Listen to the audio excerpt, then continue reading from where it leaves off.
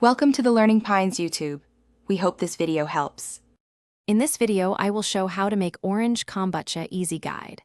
Start by brewing 4 cups of strong black or green tea with 1 cup sugar, then cool to room temperature before adding a 4-inch SCOBY and 1 cup starter liquid.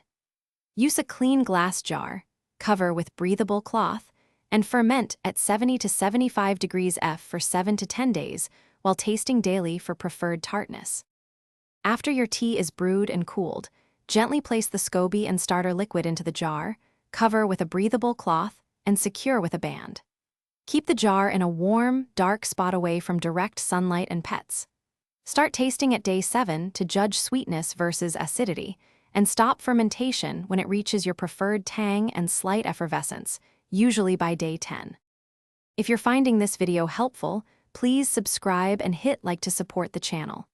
Quick recommendation: grab Little Tree's black ice to keep your car smelling fresh after a kombucha run, especially if you host kombucha tastings on the go. It's a small thing that makes driving to the farmer's market nicer. Check the description for the link and other deals. Now let's get back to the video. For orange flavor, add fresh orange juice or peel during a second fermentation for 2 to 4 days in sealed bottles.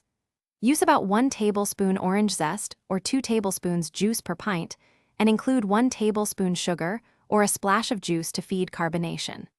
Burp bottles daily to prevent overpressure, then chill when carbonation suits your taste to slow fermentation and enjoy a crisp, citrusy kombucha. Thanks for watching. Consider subscribing if we helped you.